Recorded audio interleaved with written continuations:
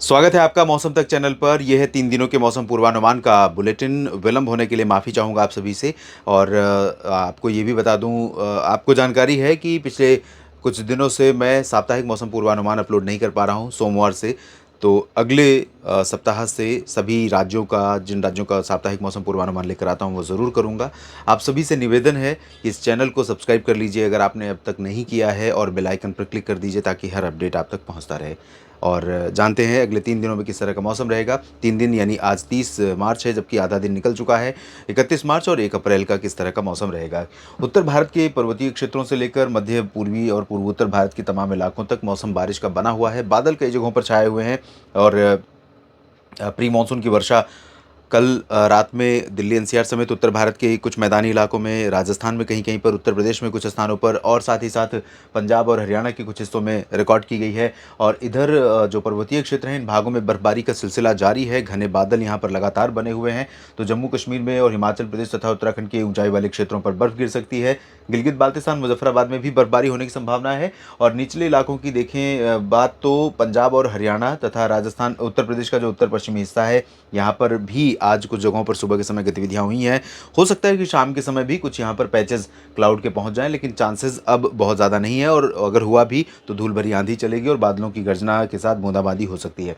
Delhi NCR और दक्षिणी हरियाणा, दक्षिणी पंजाब, उत्तरी राजस्थान में भी इस तरह के चांसेस आंधी के कहीं कहीं पर बन सकते हैं। राजस्थान के बाकी हिस्सों और गुजरात में भी आंधी चलने की संभावना रहेगी और मध्य प्रदेश के पश्चिमी भागों पर भी आंधी की संभावना दिख रही है। टेम्परेचर लगातार बढ़ रहा है।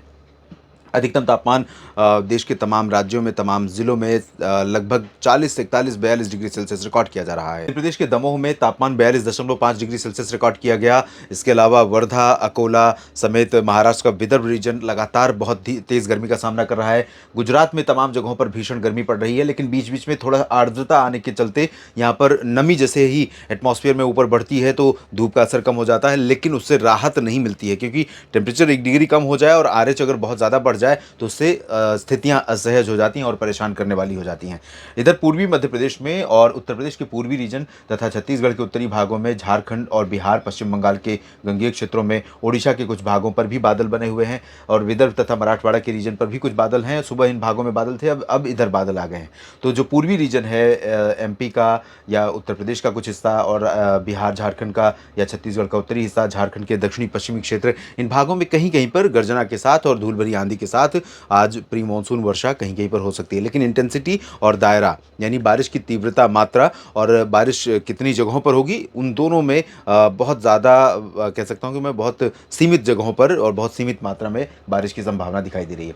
सिक्किम और उप हिमालय पश्चिम बंगाल से लेकर समूचा पूर्वोत्तर भारत इस समय सक्रिय मौसम का एक्सपीरियंस कर रहा है। और यहाँ पर अरुणाचल प्रदेश हो या फिर असम, मेघालय हो या नागालैंड, मणिपुर, त्रिपुरा और मिजोरम के भी उत्तरी क्षेत्र, इन सभी भागों में कई जगहों पर हल्के से मध्यम, कुछ स्थानों पर मध्यम से तेज़ वर्षा प्री मानसून की देखने को मिलने वाली है।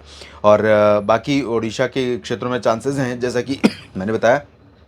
और दक्षिण भारत में, क्योंकि भूमध्य रेखा के ऊपर यहाँ पर ज़्यादा गतिविधियाँ बढ़ रही हैं, अरब सागर में भी और बंगाल की खाड़ी में, तो यहाँ से जैसे ही नमी का थोड़ा सा इनपुट आगे की तरफ बढ़ेगा और ये नमी ऊपर की तरफ उठने पाएगी, तो कुछ बादल यहाँ पर भी बन सकते हैं। तो इसी वजह से यहाँ बादल बन भी रहे हैं। तटीय कर्नाटक और केरल, लक्षद्वीप और तमिलनाडु में चेन्नई से लेकर पंबन, तंजावुर, कडलूर समेत कन्याकुमारी के बीच में तटीय इलाकों में कुछ स्थानों पर बारिश की संभावनाएं हैं। और अंडमान और निकोबार द्वीप समूह के दक्षिणी क्षेत्रों में भी कुछ स्थानों पर वर्षा हो सकती है। उत्तरी भागों में मुख्यतः शुष्क मौसम रहेगा। और 31 मार्च को कैसा मौसम रहेगा?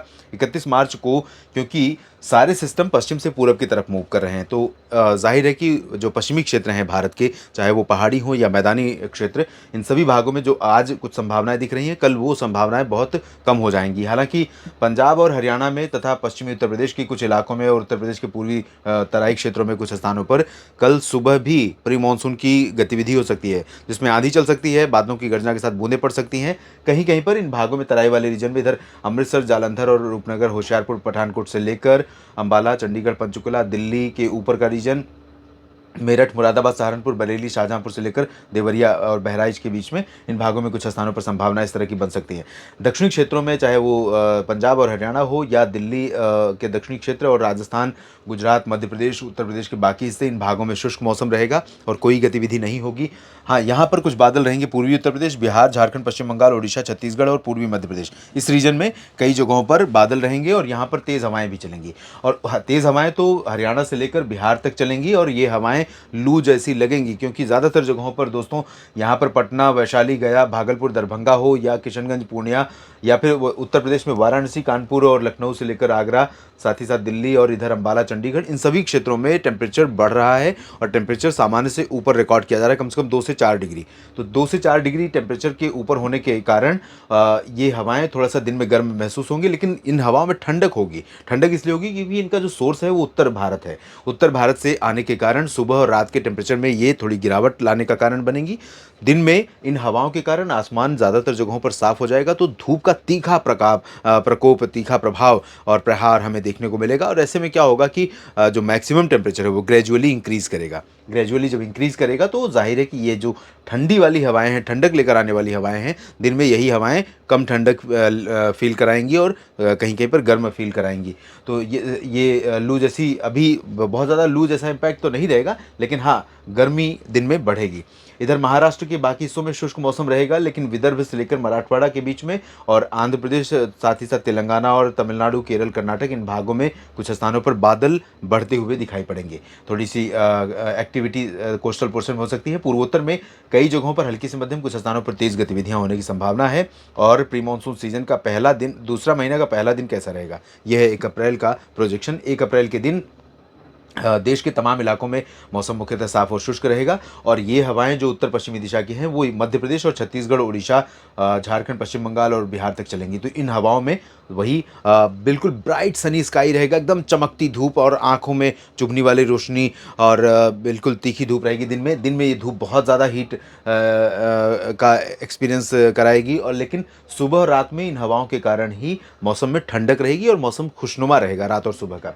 इधर राजस्थान के पश्चिमी क्षेत्रों में और गुजरात या पश्चिमी मध्य प्रदेश, महाराष्ट्र और तेलंगाना, आंध्र प्रदेश, कर्नाटक, केरल, तमिलनाडु, इन भागों में क्लाउडिंग थोड़ी बहुत रहेगी। इन भागों में उमस थोड़ी बहुत बनी रहेगी ह्यूमिडिटी होने के कारण।